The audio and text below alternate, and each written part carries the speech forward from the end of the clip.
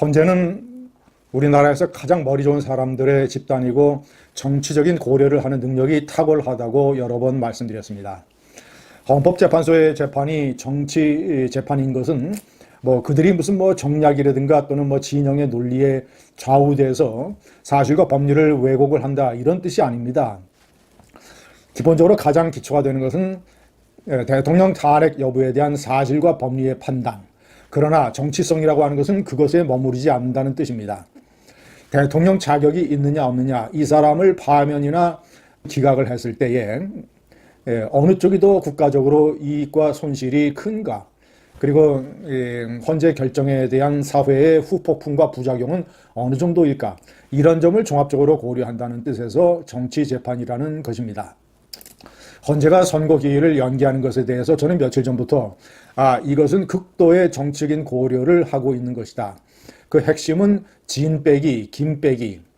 한국 사회에서 탄핵이냐 기각이냐 너무 갈등이 첨예하게 대립이 되어 있고 박근혜 대통령 때보다 더합니다. 그리고 그 결과에 따라서 한국 사회에 미치는 영향이 지대하기 때문에 그 충격을 최소화하고 국가를 안정적으로 가지고 갈 수 있는 방법을 헌재가 찾았고, 그것이 진 빼기, 김 빼기라는 저의 논리입니다. 진 빼기는 이렇습니다. 14일 선고할 거다, 21일 선고할 거다, 이런 예상을 전부 다 뒤엎고 이제 내주로 넘어가고 있습니다. 이러므로써 이 헌재의 선고만을 기다리는 대선을 준비하고 있는 사람들이라든가 아니면 탄핵 기각을 강도 높게 외치는 세력이라든가 이런 사람들이 기다리다 지치게 만드는 것입니다. 이런 사람들의 진을 빼는 것입니다.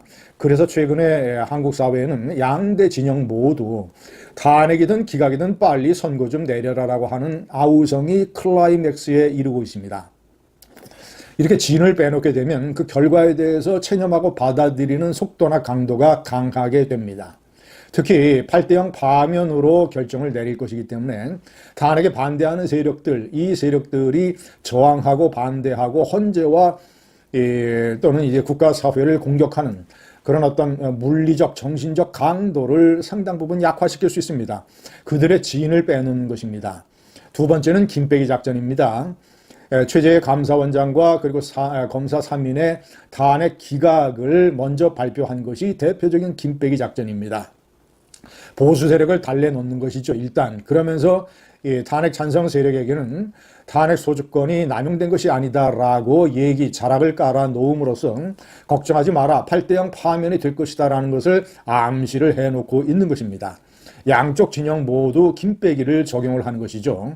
두 번째 김빼기 작전은 한덕수 총리에 대한 탄핵안 결정을 미리 하기로 한 것입니다. 다음 주 월요일이죠. 24일. 자, 한덕수 총리의 탄핵안은 기각될 것이 뻔합니다. 왜냐? 그가 계엄에 적극적으로 동조하지 않았다라는 것들이 여러 가지 정황과 증거가 나와 있기 때문입니다.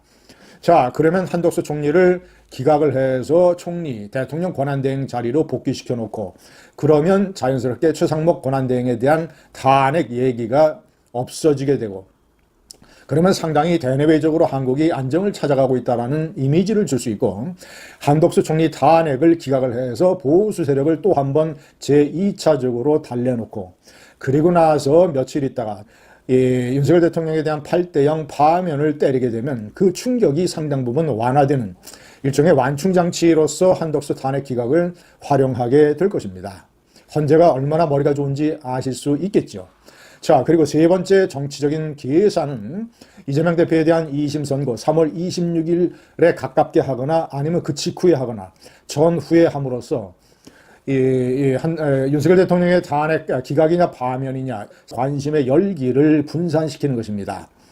이재명 대표가 만약에 유죄가 다시 확정된다면 이 탄핵 반대 세력은 이재명 대표에 대한 대법원 선고를 빨리 해라라는 목소리 쪽으로 상당 부분 이동하게 될 것입니다. 탄핵을 무효다, 탄핵 반대를 계속 외치는 이런 것들은 현실적으로 물리적으로 줄어들게 될 것입니다. 만약에 이재명 2심에서 무죄 또는 피선고권이 유죄되는 판결이 나와서 야당 좌파 세력에게 엄청난 환호가 주어지게 된다면 그때는 헌재가 윤석열 대통령에 대한 8대0 파면 이것을 그 전후로 해서 함으로써 상황을 빨리 종결시켜서 이제 조기 대선 쪽으로 사회적 관심을 확 끌고 가는 그런 효과도 거둘 수가 있을 것입니다. 시청자 여러분, 마지막으로 이 헌재 결정에 대한 사회적 후폭풍에 대한 헌재의 고려. 시청자 여러분, 파면을 했을 경우에 탄핵 반대 세력들은 대통령이 용산 대통령실이나 관저에도 없고 사초동 아크로비스타로 갔기 때문에 집회를 해봐야 광화문이나 여의도에서 할 수밖에 없습니다. 거기서 탄핵 반대, 탄핵 무효를 외쳐봐야 찻잔 속의 태풍입니다. 찻잔 속의 태풍이기 때문에 며칠 지나면 사그러들 것입니다. 그리고 급격하게 정치권과 사회의 관심이 대통령 선거로 옮겨가기 때문에 그런 목소리들은 그저 형식적이고 의례적인 것으로 불과해서 한국 사회에 커다란 영향을 미치지 못합니다. 그러나 반대로 만약에 탄핵이 기각이 되면 그러면 대통령이 용산 대통령실과 관저로 복귀를 하게 되고 그렇게 되면 수십만 명의 시위대가 용산으로 몰려갑니다. 경찰이 이것을 막을 수 있을까요? 못 막습니다. 이미 경찰은 계엄의 때에 경찰이 이용당해서 얼마나 경찰의 위상이 추락되고 경찰 지휘부가 구속 기소되고 그리고 무엇보다도 대통령 자격이 없다라고 생각하는 경찰들이 많기 때문에 대통령 물러나야라고 외치는 수십만 명의 이 시위대 돌격을 경찰이 결코 막을 수가 없습니다. 그러면 용산이 뚫리게 되고 대통령은 끌려 내려오게 됩니다. 대통령은 계엄령도 못합니다. 계엄령 해봐야 군이 움직이지 않을 것입니다. 국무회의가 계엄령을 찬성하지도 않을 것입니다. 때문에 헌재의 이런 사회적 후폭풍에 대한 정치적인 고려, 모든 것이 다 합쳐져서 8대0 파면만이 임박하고 있습니다. 감사합니다.